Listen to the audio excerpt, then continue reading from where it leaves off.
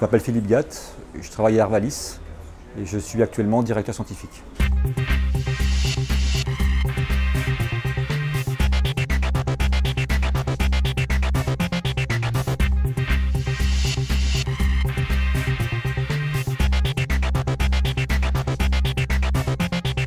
Depuis les années 90 environ, l'augmentation du rendement en France est fortement réduite par rapport à ce qu'on avait auparavant.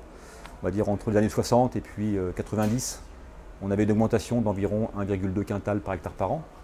Et depuis 90, on va dire qu'on a une absence d'augmentation, donc une pente qui est quasi nulle, et ce pour la majorité des départements. Donc l'objectif, dans un premier temps, a été de comprendre quels étaient les facteurs qui contribuaient effectivement à cette stagnation. Nous avons observé le progrès génétique, c'est-à-dire est-ce que les variétés sont moins performantes aujourd'hui qu'elles ne l'étaient par le passé. Et en fait, les travaux de l'INRA concluent au fait que le progrès génétique ne s'est pas du tout infléchi. Les autres pistes qui peuvent expliquer cette stagnation sont l'évolution de certaines pratiques culturales qui influent fortement sur la production du blé.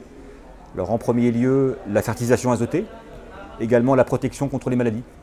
Donc nous avons analysé l'évolution de ces deux pratiques au travers d'enquêtes, enquêtes plutôt centrées dans la grande région, on va dire Nord-France, donc autrement dit là où la production est la plus importante. À notre avis, ces légères modifications des pratiques azotées sont sans effet sur les rendements que l'on constate aujourd'hui. Nous avons également en complément analysé d'autres pratiques comme les pratiques contre la lutte contre les maladies, l'effet des précédents, etc. Et on arrive effectivement au même type de conclusion qu'avec l'azote.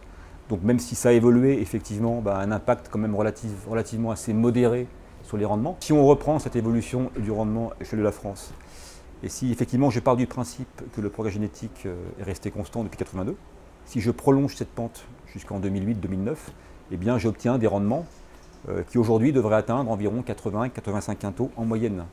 Or, le rendement depuis 5 ans se situe plutôt autour de 70 quintaux. L'évolution des pratiques culturelles telles qu'on les a analysées met en jeu quelques quintaux. Nous avons travaillé avec deux types de démarches.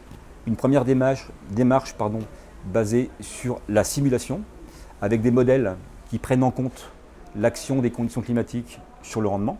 Donc l'idée étant de travailler sur différentes régions.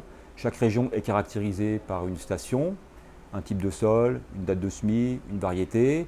Et donc l'objectif, c'est d'utiliser le modèle sur des séries d'années très importantes. Ce que l'on constate en prenant soit des modèles Arvalis ou soit des modèles INRA, c'est que globalement, entre 1955 et puis 1990 environ, on a soit un effet bénéfique ou soit un effet neutre du climat sur le rendement en France. Pour l'épisode, on va dire post-90, on a plutôt en tendance un effet négatif du climat sur les rendements. Deuxième type d'approche, donc basée sur de l'observation. Donc là, on a travaillé un petit peu de deux manières différentes. La première, c'est de comparer les résultats de nos expérimentations sur des séries d'années importantes, sachant que nos expérimentations sont menées à l'optimum des techniques culturales. Et on a comparé donc l'évolution temporelle de ces rendements à l'évolution des rendements statistiques régionales. On a pu effectivement identifier quelles étaient les conditions climatiques, on va dire les plus responsables et les plus pénalisantes du rendement du blé depuis les années 85. Donc principalement, c'est d'abord l'occurrence de plus fortes températures et de sécheresse durant la période de remplissage des grains, en dépit d'une anticipation des stades, c'est-à-dire que les stades sont plus précoces, mais malgré tout, l'occurrence des risques est plus forte, ce qui se traduit par des poids de mi-grains qui sont plus faibles, également par l'apparition plus fréquente de sécheresse en cours de montaison, qui se traduit également par une diminution du nombre de grains mètre carré. Effectivement, ce qu'on montre clairement, c'est que quelle que soit la région, peut-être hormis ces régions de bordure maritime du nord-ouest, il y a une augmentation de ces risques depuis les années, on va dire, 80.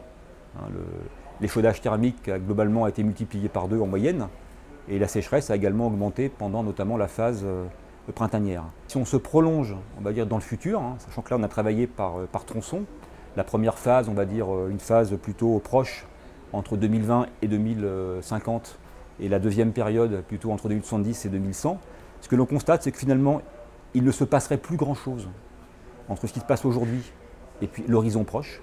Donc, globalement, on retrouve le même type d'ordre de pénalité. Ce qui signifie que finalement, eh bien, l'anticipation naturelle des stades compense l'augmentation plus modérée des stress, on va dire, hydriques ou de forte température. Mais en revanche, dès lors qu'on est sur la période post-2050, là, les pénalités deviennent beaucoup plus importantes, notamment en fin de cycle, vis-à-vis du pot des grains.